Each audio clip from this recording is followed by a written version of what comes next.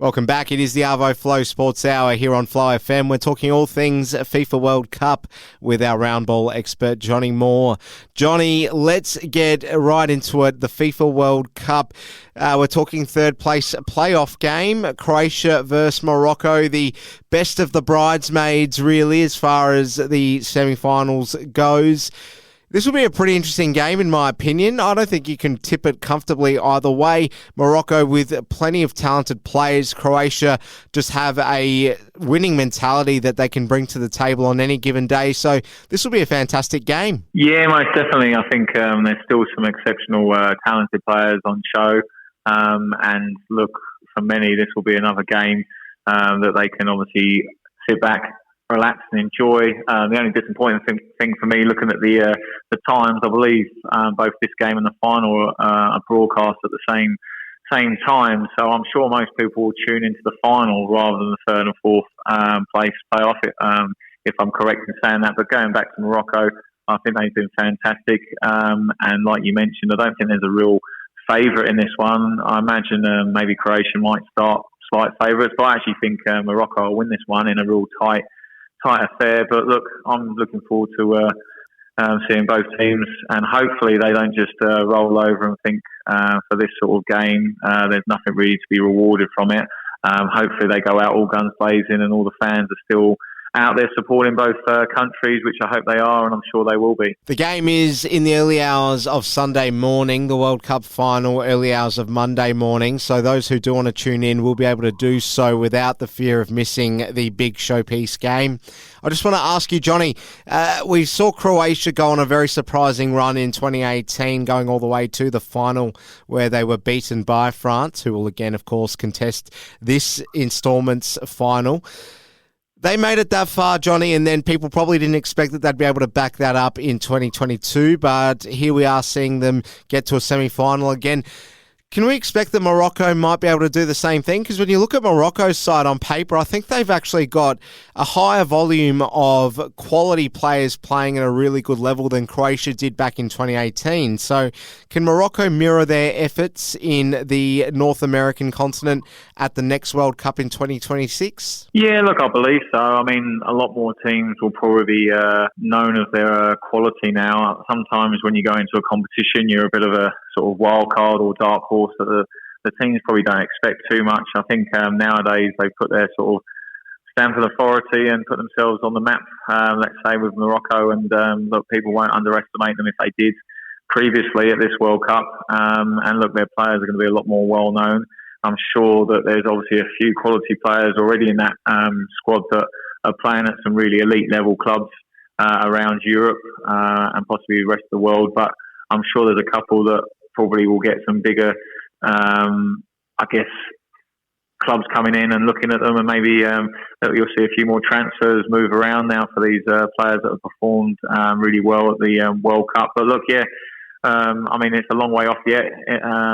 Like I said, a new coach might come in and change things over a bit like with the previous coach at Morocco. Ziyech wasn't in the national side, and the new coach came in and brought him back into the sides. And look, obviously he's been a real class act in this tournament. So sometimes the coach or certain players don't get on, and things may change. But look, going forwards, they've got every opportunity to stamp their authority in the next World Cup. All right, I need a tip from you, Johnny. Who wins the third place playoff? Morocco. There we go. That's straightforward.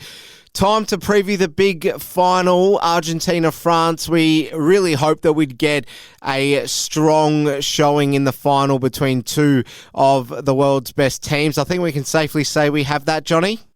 Yeah, most definitely. I think before the tournament started, I think these two have definitely been up there as the two favourites, probably alongside Brazil, but definitely the way the things panned out, both those two aren't any unexpected. They're both obviously quality national sides that, have deserved their spot in the final, and they've played some excellent football to get there. Well, we spoke before about Lionel Messi. 8 years ago, Johnny, people were on the edge of their seats when Argentina made the 2014 final in Brazil. losing to Germany on that night, people thinking to themselves, was this going to be the moment that they finally saw a man that so many fans around the world considered to be the best player ever to play the game lift the greatest honour the game can possibly gift someone? It didn't happen then. Fast forwarding now, this is presumably going to be the final ever World Cup appearance of Lionel Messi. Do Argentina have enough players around Lionel Messi that can support him to get over France? Because I feel in a player-for-player contest, France wins this game on paper. Yes, it's all about who shows up on the night, but it's going to be a key contest between midfields in this game, I feel. So do the Argentinians have enough quality in that squad to be able to support Messi, who's by every single inch the biggest sort of draw card in this final?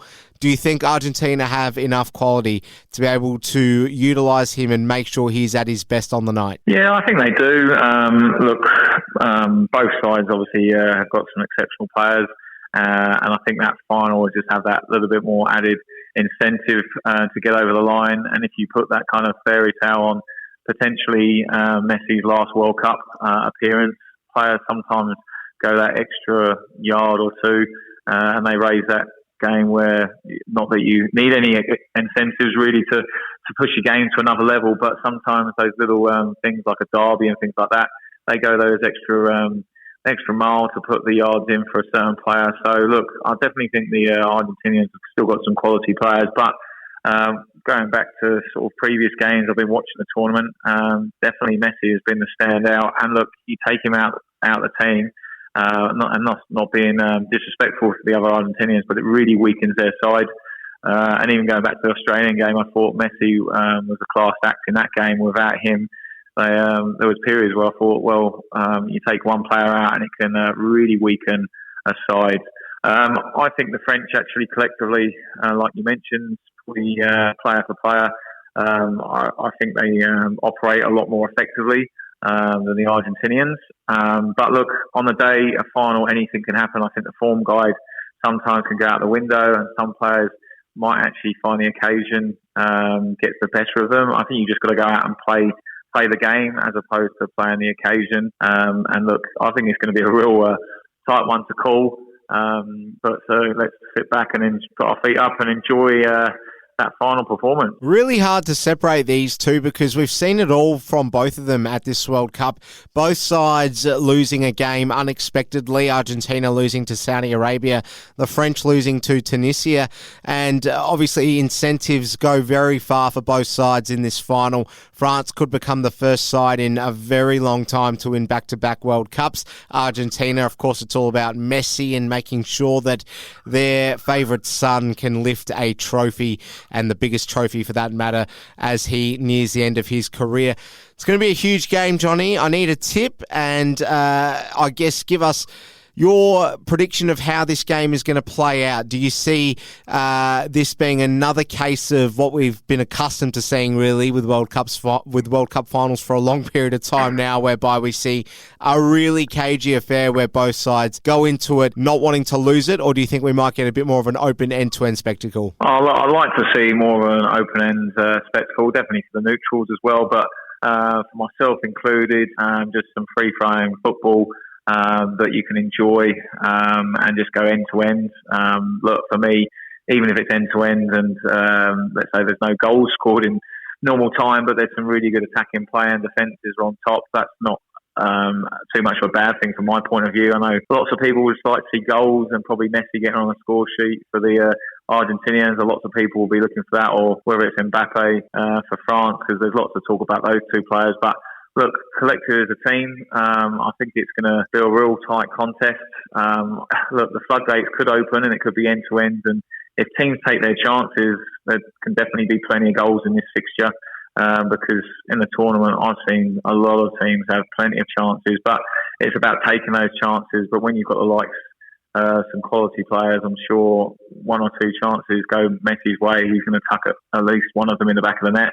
And the same could be said about the French, whether it's Giroud, Mbappe or Griezmann or someone like that. They've just got that real clinical finish about them. So I actually think the French will win this one, but I'm hoping it'll be a really good occasion and a really good contest. Hopefully, like I said, end to end and really good football on show. Do you think this Argentina team's actually better than the 2014 one? When I look at the 2014 team, a lot of big names in there who have since retired. Mascherano and Aguero are just two that I could name. Seems to be a bit of a different dynamic this time around. Obviously, you've got Messi, who's achieved so much since 8 years ago and is still arguably as good, if not better, probably better, really. You know, they've still got some quality around Messi and some world-class players, but probably not as stacked full of talent. What do you make of that? Yeah, definitely. Probably in what you're saying is true. I probably don't know all the players in the national sides, whereas namesakes over the years,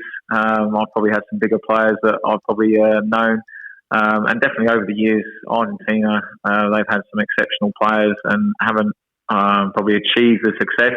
But look, defensively, they got a solid line with the likes. If they play three at the back in Romero, Martinez and Otamendi, there's some really experienced players back there. So they definitely throw their bodies on the line when needed and they work well together. But look, the French have definitely got some attacking players that are going to cause some problems. Look, Argentina probably have underachieved. But look, hopefully this is an occasion where they obviously step up and put the performance on for everyone to enjoy the big occasion. Well said, Johnny. Let's just take a look at the World Cup as a whole and focus in on some of the great moments at the World Cup. What have been some of your more memorable games this World Cup, Johnny? Oh, look, for me, I really enjoyed the Australia-Argentina game. Like I mentioned before, I thought Messi really ran the show for periods in that game. But Australia, look, they put up a great performance, a couple of chances. Went their way in terms of creativity, but defensively the Argentinians stood firm, and I thought they obviously showed a real good account for themselves and definitely following them throughout the World Cup. That was a real good game, especially against a bigger nation. So the fans and myself probably got behind the Graham Arnold side there. So I enjoyed that one. For me as an England fan, the game against the French was another good occasion. I think, look, in all honesty, England should have at least got to extra time in that game, but it's about taking your chances. But throughout the competition, there's been a couple of games that obviously have really come up, I guess, unexpected results-wise. For example, look, the Saudis, the first round against Argentina, no one probably predicted that, and look, they defended really well. They had a high line. It probably frustrated Argentina at periods, but that was obviously a good game to watch. I enjoyed actually Morocco against Portugal. Both teams had plenty of chances in that one, but to Morocco's credit, they got the job done. I probably could list many other games, but look, for me, there was plenty there on offer, and I think it's been just a great World Cup to really enjoy and embrace of what we've experienced so far. Agree, Johnny, and really well said. We'll leave it there. Johnny Moore, our World Game expert. That's it for 2022. We'll be catching you on the other side of the festive period to talk football again in 2023. Really appreciate all your work this year. Enjoy the World Cup final, and thanks again for all your contributions this year. You take it easy, Johnny. Well, thank you very much, Ellis, and to all those listeners out there. Enjoy those last two remaining games, and I'm sure the final conjure up plenty for everyone to enjoy, and stay safe and keep well over this festive period, and look forward to talking to you in the new year.